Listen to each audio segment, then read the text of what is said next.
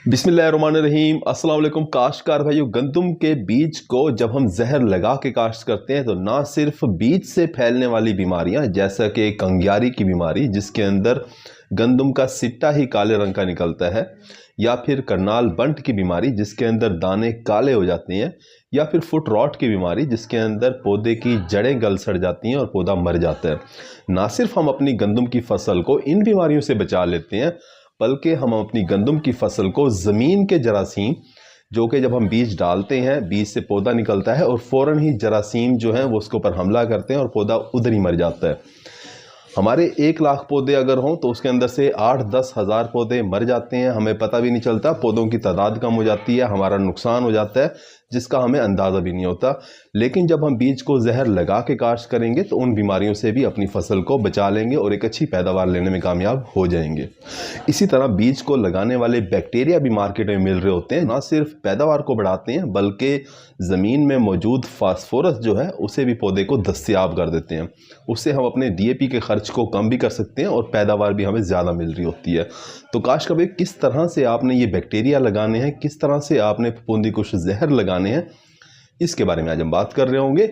इसी तरह से अगर आप बीज को कीड़े मार जहर जैसे कि इमिडाक्लोप्रिड लगा के काश्त करते हैं तो उससे फिर आपकी गंदम की फसल के ऊपर तेले का हमला नहीं होता।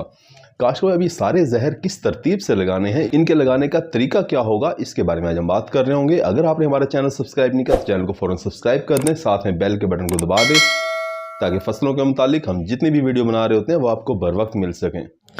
काश्त भाई, अगर तो आपने गंदम के बीज को सिर्फ और सिर्फ फफूंदी कुश जहर यानी कि फंजीसाइड लगा के काश्त करना है तो फिर तो आप 2-3 दिन पहले जहर लगा लें और उसके बाद इसे काश्त कर दें, बहुत ही आसान तरीका है। लेकिन अगर आपने अपने गंदम के बीज को फफूंदी कुश जहर भी लगाना है, साथ में आपने बैक्टीरिया भी लगाना है और आपने इंसेक्टिसाइड यानी कि कीड़े मार जहर भी लगाने हैं, तो फिर आप FIR का तरीका याद रखें। F से मुराद फंजीसाइड है यानी कि फफूंदी कुश जहर है, क्योंकि ये पहले आता है तो सबसे पहले आपने फफूंदी कुश जहर अपने बीज को लगाना है। उसके बाद I आता है तो I से मुराद इंसेक्टिसाइड यानी कि कीड़े मार जहर। फफूंदी कुश जहर लगाने के बाद आपने कीड़े मार जहर लगाना है बीज को, और उसके बाद FIR में R आता है तो R का मतलब है राइजोबियम यानी कि बैक्टीरिया। तो सबसे आखिर में आपने बीज को बैक्टीरिया लगाने हैं और बीज काश्त कर देना है। अब सबसे पहले जो आपने फंजीसाइड यानी कि फफूंदी कुश जहर लगाना है तो इसके लिए आपने क्या करना है, 2 से 3 दिन पहले आप एक प्लास्टिक की शीट बिछा लें, उसके ऊपर अपना गंदम का बीज डाल लें। गंदम का 1 एकड़ का अगर 50 किलोग्राम बीज है तो उसे गीला करने के लिए तकरीबन 1 से 1.5 गिलास पानी काफ़ी होता है। तो आपने क्या करना है, 1 से 1.5 गिलास पानी के अंदर फंजीसाइड का महलूल तैयार कर लें और सारे बीज के ऊपर थोड़ा थोड़ा करके डाल दें। उसके बाद आप शीट को अच्छे तरीके से इस बीज को हिलाएं, हाथों से भी आप मिक्स करके इस जहर को तमाम बीजों के ऊपर लगा सकते हैं, लेकिन ग्लव्स का इस्तेमाल करना ना भूलें।